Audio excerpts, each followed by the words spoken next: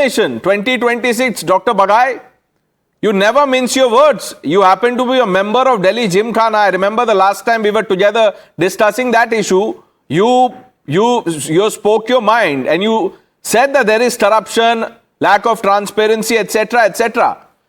Tell our viewers about this mindset as a practicing doctor, as a responsible citizen of the civil society. What do you think of this, sir? Good evening, Pranesh. Good evening, everyone and all the viewers. I think this is completely appalling. It is so bizarre, it is so unacceptable that it really shakes your soul inside. After 200 years, these people were kicked out from India, which is British, which is in 1947, but still their bits and pieces of legacy lingers on in nooks and corners of our country.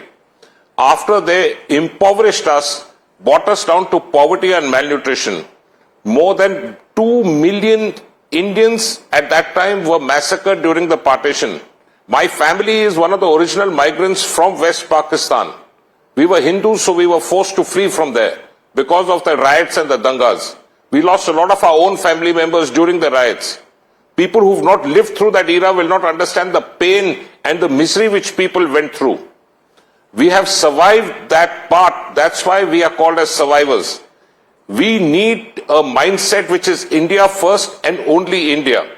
We as Indians don't believe in any racism. There should be no discrimination on caste, color, creed, religion, background or any socio-economic status. This is what is happening in Breach Candy Club is ridiculously abysmal. This has to go. It is important to understand that from a country which has brought our economy from 27% GDP contribution to the world to less than 3%. They left us with a life expectancy of around 25 years only. 1 in every 2 Indians died soon after birth during the partition time. This is what we need to respect. They are living off our wealth which they have looted. They are living off, for even till date, they have simply called as cheats. There is no other word to describe them.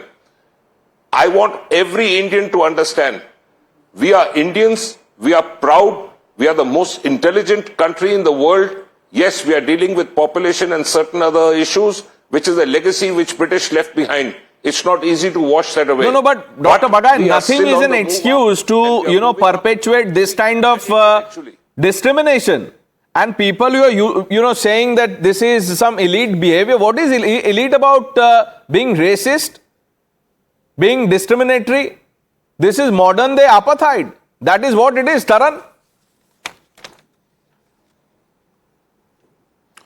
Oh, absolutely, Pranesh. And, Pranesh, often we discuss on your show, and Ashwini ji and others of the ecosystem often argue, why are we discussing history? Why do we talk about reclaiming civilizations? Well, we talk about doing that so that we can have this sense of identity and we can finally bid goodbye to these colonial remnants which have leached on for decades together now. Pranesh, if we date back to our past, and Ratan Sharda ji just mentioned the word, the Brown Sahibs. This has been going on right from the times of Thomas Macaulay to William Jones, right to Nehru, who at that time, and I want to quote Nehru, I am the last Englishman to rule India. He said this to John Kenneth Galbraith, who was the ambassador, US ambassador to India. That's Nehru for you.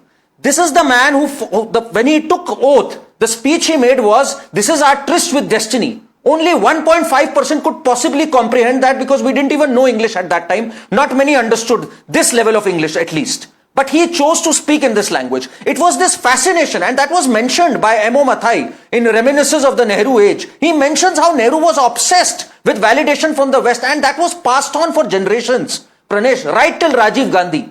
This entire fascination. Earlier, this white man's burden of civilizing us, I remember these words, these golden words of James Mill, who's written the history of British India, that we need to civilize them. They are scavengers, we need to civilize them. From there to these brown sepoys to Nehru, who was fascinated with the West, we've been a generation that has been extremely apologetic. Now we've come out of those shackles. I would say 2014 was a watershed moment, and the social media and the media opening up was a watershed moment in that. At least now we need to get rid of this for good. We need to throw this out and be unapologetic Indians. We are Indians. We are not unscientific. At a time when Einstein and Heisenberg were saying that Gita and the Vedas and Upanishads have a treasure trove of knowledge, we were studying that all this is superstition and unscientific. We need to shake that off and come close to our identity, something the Congress and the ecosystem has never understood, and which is why they've been reduced to political margins. But the BJP also needs to act on this. How the hell was this club allowed to function with these rules? You need to act and clamp down on them. They've had it for far too long. And that is the most disturbing aspect of all this, that how did we not know about it?